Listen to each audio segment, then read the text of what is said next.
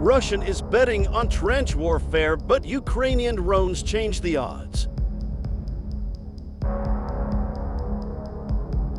Russian is building an extensive trench network to stop further Ukrainian advances. On Friday, the UK's Ministry of Defense reported that Russian was building new defensive lines as much as 60 kilometers back from the front line, apparently planning to settle in for winter. This would give Russian time rebuild its forces while Western enthusiasm and support for the war drains away. But this is not 1916, and Russian plans are likely to be blown away by Ukraine's increasingly capable armada of small drones. Trench warfare became a synonym for static conflict in which neither side could make any gains. Two new weapons, the machine gun and rapid-fire artillery, took a heavy toll on troops advancing across open ground and made cavalry charges suicidal. Entrenched troops could survive even heavy artillery bombardments lasting days. Trench warfare gave defenders a decisive advantage, and battles became a slog in which a major push costing thousands of lives might gain a few miles at best. A century later, high-intensity warfare is more mobile, characterized by rapid movement, by armored units supported by air power. The Russian may be hoping that Ukrainian relative lack of armor and jets, plus their own anti-tank and anti-aircraft missiles, will allow the defenders in trenches to make any attack too expensive. A prolonged stalemate may be Putin's best hope of staying in the game. But a stream of videos from Ukrainian forces shows how vulnerable entrenched troops are to a new tactic of quadcopter drones dropping grenades with extreme precision. The technique has now been perfected, and consumer quadcopters such as a DJI Mavic 3 are the standard bomber armed with munitions adapted from Vox 17 anti-personnel grenades.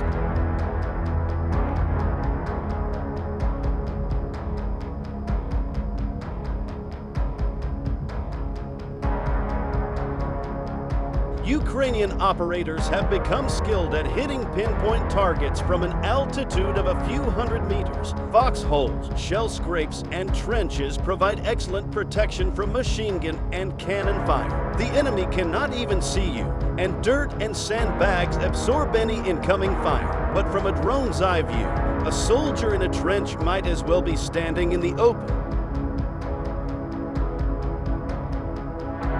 These videos can make difficult viewing.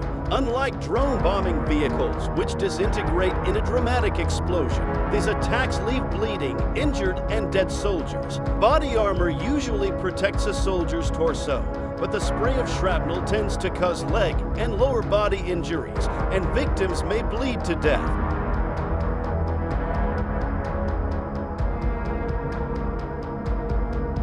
Even from high altitude, drone operators can put a grenade into a trench a meter across, usually targeting a specific occupant, because soldiers in trenches tend to be clustered together. A strike can kill or injure several at a time, though often a single individual is targeted with high precision.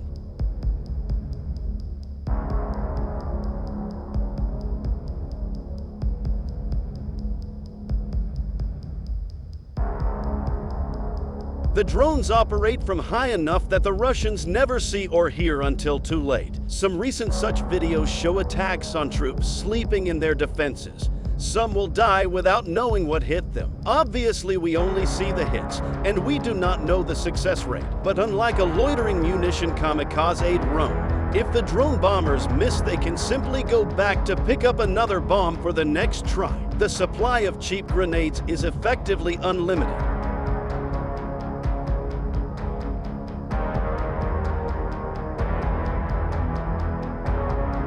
Trenches typically have a dugout or deep shelter where the defenders can go during an artillery bombardment. Sometimes these are just cubby holes in the trench walls, but in WW1 some went down to a depth of 50 feet. Trenches also have sections with overhead cover, usually formed by logs covered with earth.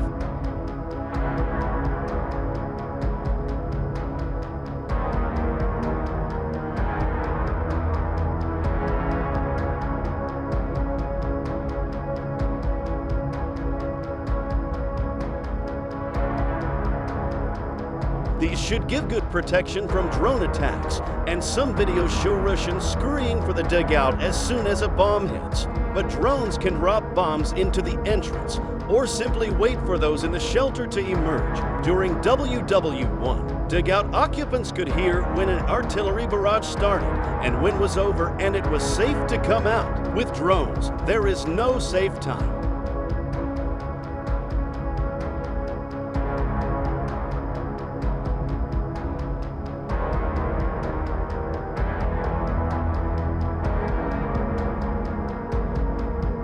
Dugouts may not be that secure either. An increasing number of videos show Ukrainian forces using small racing drones laden with explosives as improvised loitering munitions. These can maneuver in tight spaces and fly through doorways or windows or down trenches. They may not be nearly as capable as Israel's new AI-powered Lanius killer quadcopters, but they are cheap and they are available and they can go right into earthworks.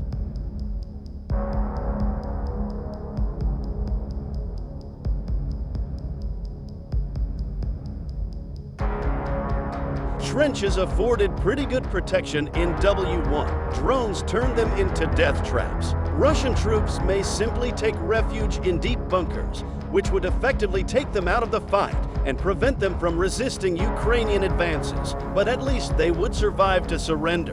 Russia is counting on an early 20th century defensive move to slow down the enemy. It may be little help against a 21st century army and its miniature air force.